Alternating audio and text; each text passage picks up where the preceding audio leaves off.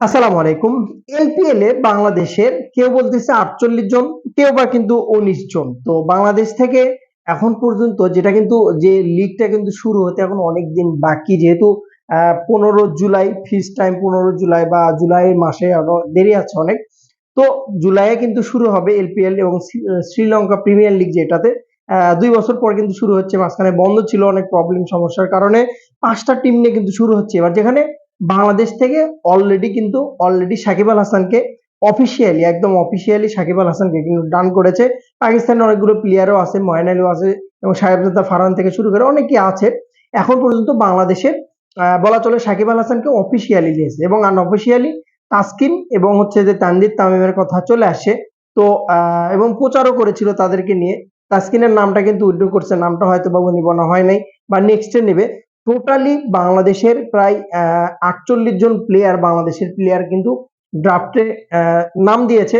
তবে ব্যক্তিগতভাবে আমার একটা ব্যক্তিগতভাবে সোর্স অনুসারে যতটুকু আমি জানতে পারি, ধন্যবাদ, একটা গ্রুপে আমি অ্যাড আছি, গ্রুপ থেকে যতটুকু আমি জানতে পারি, গ্রুপের অনারকে অনেক ধন্যবাদ যে আমাকে গ্রুপে অ্যাড করার জন্য স্পেশালি।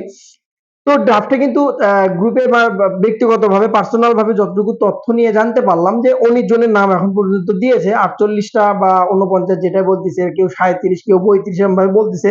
মন গড়া জাস্ট সিম্পলি ১৯ জনের লিস্ট যেটা ফাইনালিস্ট করা হয়েছে, তার মধ্যে সাকিব আল হাসান দল পাইছে, তানজিদ তামিম অলরেডি দল পাওয়ার পথে ২০% বাকি এবং তাসকিনের কিন্তু নাও দল পাওয়ার পথে, তারও কিন্তু 20% বাকি। তো কিছু না কিছু যদি কিন্তু থাকে, বিপিএল এর ক্ষেত্রেও কিন্তু আমরা সেম ক্যাটাগরিটা দেখতে পারি। একটা প্লেয়ারকে অফিসিয়ালি পোস্টপোন্ড করে দেয়, যেমন ঢাকার কথাই ধরেন, আপনি অফিসিয়ালি পোস্টপোন্ড করে দিয়েছিল, পরবর্তী প্লেয়ার কিন্তু আসে নাই খেলতে।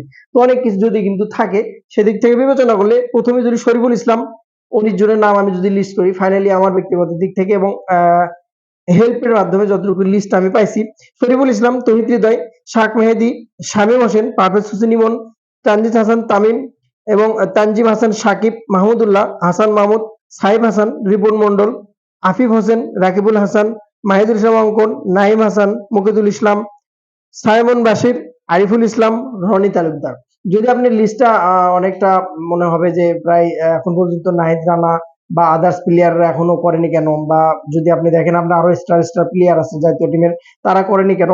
সুযোগ যেহেতু লিস্টটা আপাতত এইটা চলে আসছে হাতে, এটা দিচ্ছি, তো যে সময় আছে অনেক, মাঝখানে অনেক সময় আছে তাদেরকে ডাইরেক্ট সাইনিং, যেমন নাহিদ রানা এখন বর্তমানে যে পরিমাণ তার প্রাইস ভ্যালু, অর্থাৎ এখন যে পরিমাণ ফর্মে আছে, পিএসএল থেকে শুরু করে, পিএসএল কিন্তু দুর্দান্ত ফর্ম ছিল, তারপর থেকে কিন্তু ডাইরেক্ট সাইনিং এ কিন্তু চলে যাবে। এরকমটা অনেকগুলো প্লেয়ার আছে যাদেরকে বাংলাদেশের আশা করছি, এখন পর্যন্ত আশা করছি যে অনেকগুলো প্লেয়ারই সুযোগ পাবে, লিস্ট দিলে যে সে প্লেয়ারগুলোকে কিনে নেবে এরকম না। তবে ভুয়া নিউজ অনেক ছড়াইছে।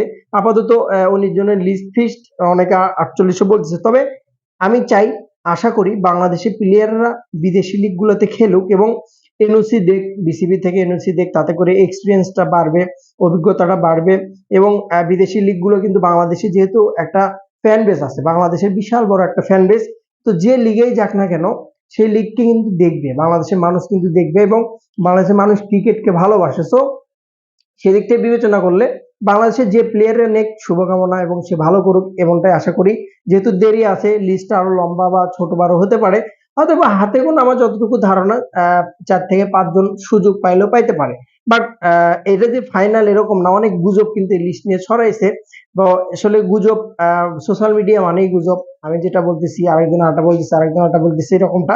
তবে ফাইনালাইজ করে যতটুকু আমি তথ্য পালাম ততটুকু আপনাদের দেওয়ার চেষ্টা করলাম। আর অফিসিয়ালি 100% কনফার্ম ছাড়া আমি কখনোই বলি না যে অমুক প্লেয়ারকে কিনেছে অমুক টিম, পরবর্তীতে দেখা গেল বাদ গেল, আপনারা আমাকে বকা দিবেন, এরকম কাজ আমি কখনো করি না। লিস্টটা পড়তে সমস্যা হলে আমি অবশ্যই আমার ফেসবুক পেজ এবং ইউটিউবে কমেন্ট বক্সে লিস্টটা আমি দেওয়ার চেষ্টা করব আপনাদের সুবিধার্থে। ভালো থাকবেন। যদি ভিডিওটি ভালো লাগে অবশ্যই শেয়ার করুন এবং বেশি বেশি ফলো এবং সাবস্ক্রাইব করুন। সালাম।